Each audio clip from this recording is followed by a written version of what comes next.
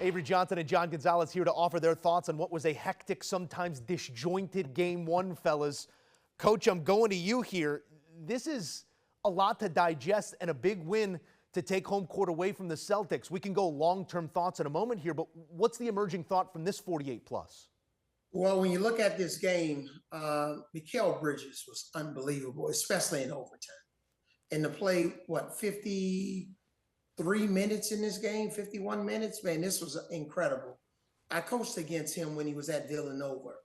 And sure, Jalen Brunson, who for some reason, Boston Celtics defense lost him a couple of times, especially in the fourth quarter. He's missed the clutch anyway. But Mikal Bridges on both ends of the floor, Miles McBride was sensational off the bench.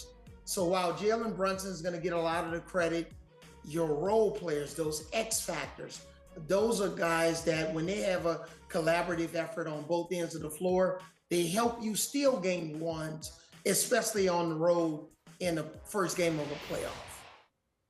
Yeah, Avery's right. They stole that game. I mean, credit to the Knicks. Bridges was fantastic in overtime. Jalen Brunson was good down in the fourth quarter. But really, this wasn't so much that the Knicks won this game as the Celtics gave it away. They were up 20 points.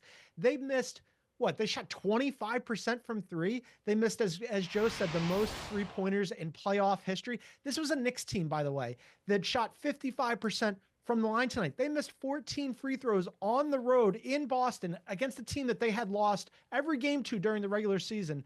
The Celtics won all 4 games when they played, and the Knicks somehow won this game tonight. And that's because the Celtics have a theory of the case. We all know how they're going to play, right? Mazzulla ball is shoot as many three-pointers as you can possibly get up, and the chances of everybody being cold on a given night are pretty slim. For some reason, the Knicks allowed them to execute their game plan. I don't think it's going to work over the course of the entire series, but for one night, it absolutely worked because they all went cold. Jason Tatum and Jaylen Brown late in the fourth quarter, when the game is tied and you have a chance to just win it and not send it to overtime. Instead, Jason Tatum jacks up a three. Get to the rim, guy. You're really good off the dribble. What are you doing here? You need one basket. Terrible loss by the Celtics. I guess it's a win by the Knicks, so credit to them. Hey, when the get to the rim guy hats drop, make sure I get one of those out of the first round, John Gonzalez, because it was head scratching at times here. We know the philosophy behind the offense for the Celtics, but I want to talk about this Knicks defense a little bit. They ratcheted things up there in the third quarter and the fourth quarter when they needed it most. A 20-point comeback, their largest in the play-by-play era in a playoff game for the Knicks, and it started at that defensive end. John, what did they do to limit Brown and Tatum, even when they were getting to their looks? 23 apiece, but combined 14 for 42 on the night.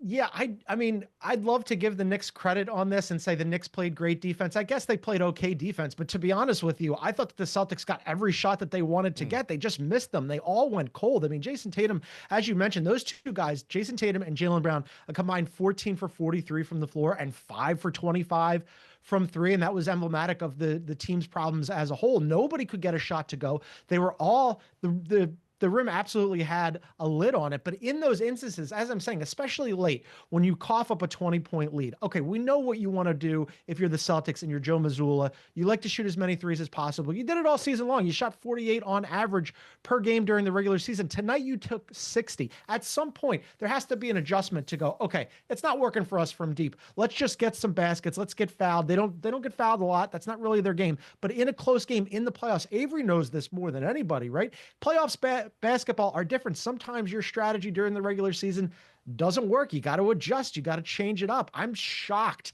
that they didn't do that.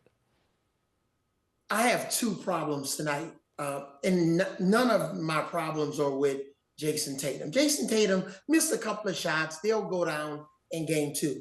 But Jaylen Brown, his three-point shooting tonight, 1 for 10. But it's not just the stats. Is the quality of shots was very low from three. And then also, I thought Coach Joe Mazzulla went to that hacker shack with Mitchell Robinson too early in the game. It kind of really bottled down, the Celtics, especially with their offense. They need to have some flow in their game. And I thought because they sent Mitchell Robinson to the free throw line a couple of times too early in the game, that really helped minimize their success, especially with keeping their rhythm on the offensive end. Coach, we start doing the series math on this one. I'm not sure the Celtics are sweating after going down 1-0, especially after this shooting performance. They know the talent they possess, especially from long range. But what is the perspective here on the New York side when you look at the fact that you just held the team to 15 of 60 from three-point land, and you still had to go to overtime to beat them? How do you walk away from this one, not only taking a game, but taking maybe the belief that you need to move forward with if you're New York?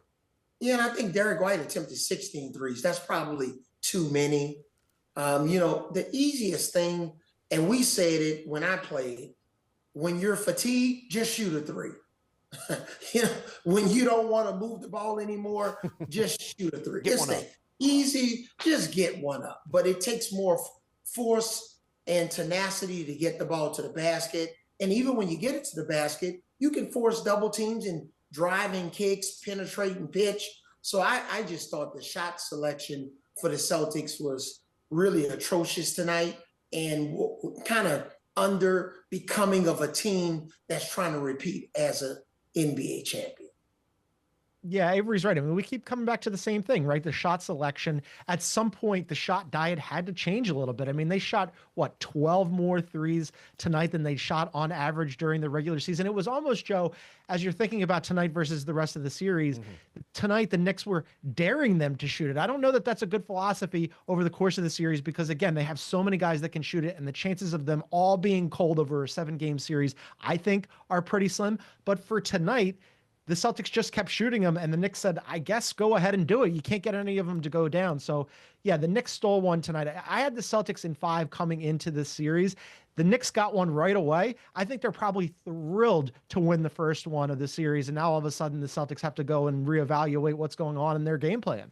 Let the record And Joe, show. I had the Celtics in 6. So we're right on schedule. You're right on schedule. You put it right there. I did try prying a Knicks compliment out of each one of these individuals, but on this night, it is the shortcoming of the Celtics that defines Game 1. Thank you, fellas. All right, here's a look. The largest playoff comebacks in franchise history. The Knicks, a 20-point deficit erased. This is also the largest lead blown in a playoff game by the Boston Celtics. 20 points. Not enough. It's New York in Game 1.